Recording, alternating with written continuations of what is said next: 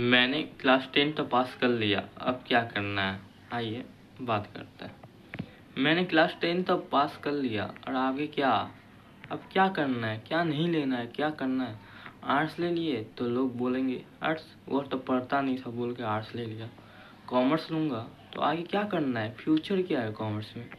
अरे साइंस लेके IIT जाऊँगा, एम्स जाऊँगा, आइए जान लेते हैं उनकी रियलिटी क्या है। देखिए आपने अगर आर्ट्स लिए तो आपको लोग तो ऐसे ही चिढ़ा चिढ़ा के मार देंगे कि तुमने आर्ट्स लिए हो, तुम कुछ नहीं कर सकते हो। देखिए अब आर्ट्स लिए मान लीजिए आप आर्ट्स लिए, लोग तो आपको बोलेंगे तुम पढ़ने में कैसा हो। चलिए अब ये लोग का बात को ध्यान मत दीजिएगा। चलिए आपने आर्ट्स लिए और आप पढ़ने में अच्छे थे तब भी आपने आर्ट्स लिए, तो आपका प्लान है कि मुझे या तो कॉम्पिटिटिव एग्ज़ाम में जाना है या फिर कुछ अच्छा करना है, तो हाँ आप कर सकते हैं। आप वहाँ से आर्ट्स से लेकर जियोग्राफी ऑनर्स भी कर सकते हैं। आप आगे जाकर चल के UPSC का एग्ज़ाम दे सकते हैं, IAS IPS भी बन सकते हैं आप UPSC का एग्ज़ाम दे के। अगर आप कॉमर्स लेते हो तो कॉमर्स में क्या है, आइए हम बताते हैं कॉमर्स में क्या है। आप CA CS CMA जैसे भी कोर्स कर सकते हैं, वो बहुत ज़्यादा ही प्रोफेशनल कोर्स है। अगर आप इन तीनों में कोई भी कोर्स नहीं चाहते हैं तो आप बैंकिंग के सेक्टर में भी जा सकते हैं।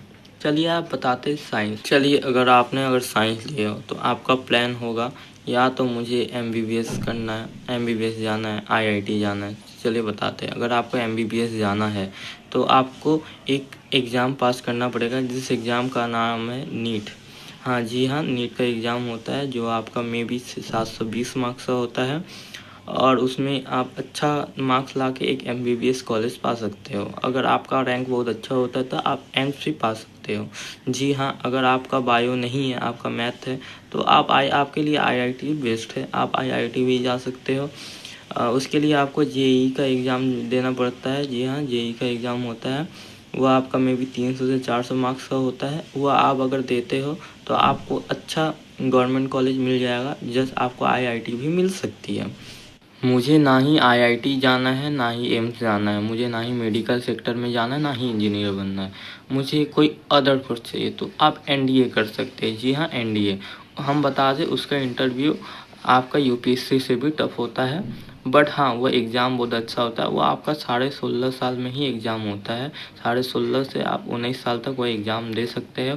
आप अगर 12 का एग्ज़ाम देने वाले हो या दे दिए हो तो ये एग्ज़ाम आप दे सकते हो। इसके लिए साइंस लेना अनिवार्य है। हाँ, अगर आर्मी में जाते हो और थल सेना में जाते हो तब अगर आपका साइंस नहीं भी होता है तो चलेगा। बट हाँ, अगर आप आर्ट्स लेते हो तो आप SSC GD जैसे एग्ज़ाम दे सकते हो, रेलवे का एग्ज़ाम दे सकते हो।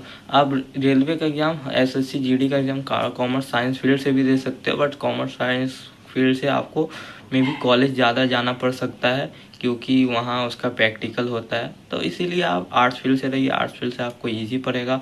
हाँ, आप UPSC का भी एग्ज़ाम दे सकते हो। आप चाहते नहीं हमको UPSC नहीं करना, आप लॉ कर सकते हो। लॉ का पावर आप जानते हैं कितना ज़्यादा होता है, तो आप लॉ भी कर सकते हो। और अगर आप कॉमर्स लेते हो तो CA CS CMA आपको हम पहले ही बता दिए कि CA CS CMA सबसे प्रोफेशनल कोर्स होता है, वो आप कर सकते हैं। वो अगर आप कर लेते हैं आपकी सैलरी अच्छा वो पढ़ने में थोड़ा टाइम लगता है, सैलरी 1 लाख से ऊपर जाते हैं, पर हाँ वो करने में लगभग 5 साल का टाइम लगता है। CA थोड़ा टाइम को लेता है, 5-6 साल लग जाते हैं, मेरे बहुत सारे दोस्त भी कर रहे हैं। तो आप CA भी कर सकते हैं, CA बहुत अच्छा कोर्स होता है।